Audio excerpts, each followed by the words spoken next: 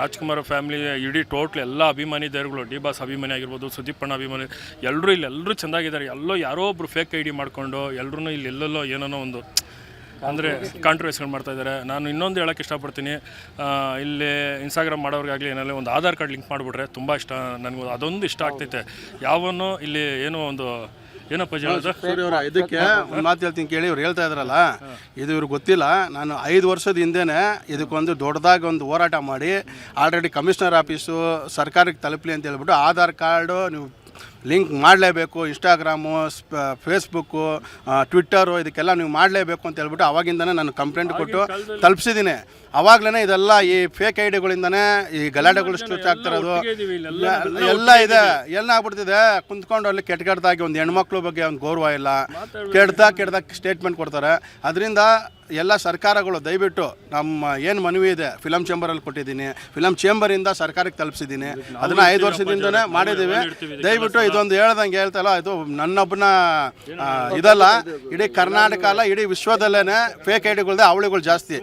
ಅವ್ರಿಗೆಲ್ಲ ಮಟ್ಟ ಹಾಕಬೇಕು ಅಂತಂದರೆ ಗೌರ್ಮೆಂಟ್ಗಳು ಸೆಂಟ್ರಲ್ ಗೌರ್ಮೆಂಟಿಂದ ಏನು ಅಭಿಯಾನಗಳು ಮಾಡ್ತೀರಾ, ಒಂದು ಆಧಾರ್ ಕಾರ್ಡ್ಗೆ ಇದಕ್ಕೆ ಪ್ಯಾನ್ ಕಾರ್ಡ್ ಲಿಂಕ್ ಆಗಬೇಕು, ರೇಷನ್ ಕಾರ್ಡ್ ಲಿಂಕ್ ಆಗಬೇಕು, ಬ್ಯಾಂಕಿಗೆ ಲಿಂಕ್ ಆಗಬೇಕು ಅಂತೀರಾ.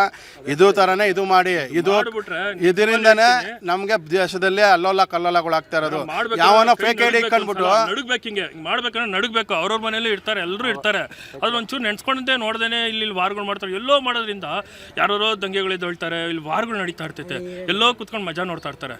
ಅವ್ರು ಇಲ್ಲೂ ಇರಲ್ಲ, ಅವರೆಲ್ಲೋ ಡೆಲ್ಲಿಯಲ್ಲಿ ಎಲ್ಲೋ ಕುತ್ಕೊಂಡು ನೋಡ್ತಾ ಇರ್ತಾರೆ. ಅಷ್ಟು ಜನ ಇವರೇ ಬೆಂಡೆತ್ತಿದ್ದಾರೆ ಎಲ್ಲ ಕಡೆ. ಎಷ್ಟೋ ಜನಗಳಿಗೆ ಫೇಕ್ ಐ ಡಿಗಳ್ನು ಅಂಥ ಕಳ್ಳರನ್ನು ಹಿಡಿದು ಎಷ್ಟೋ ಜನಕ್ಕೆ ಜೈಲಿಗೆ ಕಳಿಸಿದ್ದೀನಿ. ಮತ್ತು ತಪ್ಪಾಯಿತು ಅಂತ ಹೇಳ್ಬಿಟ್ಟು ಅವ್ರ ಫ್ಯಾಮಿಲಿ ಬ್ಯಾಕ್ಗ್ರೌಂಡ್ ನೋಡ್ಬಿಟ್ಟು ಅಣ್ಣ ತಪ್ಪಾಯಿತು ಅನ್ಬೇಕಾದ್ರೆ ನಾವು ಅಣ್ಣವ್ರ ಅಭಿಮಾನಿಗಳು ಮೇನ್ ಏನು ಅಂತಂದರೆ ಅವ್ರಿಗೂ ಬದುಕೋಕ್ಕೆ ಚಾನ್ಸ್ ಕೊಡಬೇಕು. ಆ ರೀತಿ ನಾವು ಅವ್ರಿಗೆ ಬದುಕಲ್ರಿ ಅಂತಲೇ ಕಳಿಸಿದ್ದೀವಿ. ಇದೇ ರೀತಿ ಮುಂದುವರ್ಕೊಂಡು ಹೋಗ್ತಾ ಇದೆ ಅಂದರೆ ಇದೆಲ್ಲ ಒಂದು ಕಾನೂನು ಬಂತು ಅಂತಂದರೆ ಸರ್ಕಾರದಿಂದನೇ ಆಧಾರ್ ಲಿಂಕ್ ಆಗೋದ್ರೆ ಸಮೋಟೋ ಅವರ ಕೇಸ್ ಹಾಕ್ಕೊಂಡು ನಾವು ಕಂಪ್ಲೇಂಟ್ ಕೊಡೋದೇ ಬೇಡ. ಅವಾಗ ಒಂದು 10 ಜನ ತಗೊಂಡಾಗ ಆಗ್ತಾ ಅಂತಂದರೆ ಎಲ್ಲರಿಗೂ ನಮಗಳು ಬುದ್ಧಿ ಬರುತ್ತೆ. ಇಲ್ಲಾಂತಂದರೆ ಇದೇ ರೀತಿ ಮುಂದುವರಿತಾ ಇರುತ್ತೆ ಅಂತ ಹೇಳೋಕ್ಕೆ ಇಷ್ಟಪಡ್ತೀನಿ. ಎಲ್ಲೋ ಕೂತ್ಕೊಂಡು ಕನ್ನಡನ ಉಳಿಸಿ ಕನ್ನಡನ ಬೆಳೆಸಿ ಅಂತ ಎಲ್ಲೋ ಬಾಯಿ ಮತ್ತಲ್ಲಿ ಹೇಳೋದಲ್ಲ.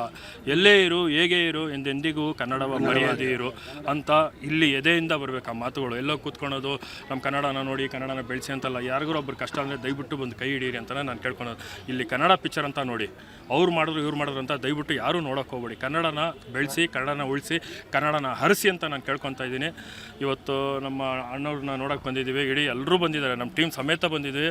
ನಾನಂತಲ್ಲ, ಇಡೀ ಮೂಲೆಯಲ್ಲಿ ರಾಜ್ಯದಂತಾಗ ಅವರಿಗೆ ಫ್ಯಾನ್ಸ್ಗಳು ಇಲ್ಲದ ಜಾಗನೇ ಇಲ್ಲ. ಅದರಲ್ಲಿ ನಾನು ಕೋಟ್ಯಾಂತರ ಜನದಲ್ಲಿ ನಾನು ಒಬ್ಬ ಪುಟ್ಟ ಅಭಿಮಾನಿ ಅಂತ ಹೇಳ್ಕೊಳಕ್ಕೆ ಇಷ್ಟಪಡ್ತಾ ಇದ್ದೀನಿ.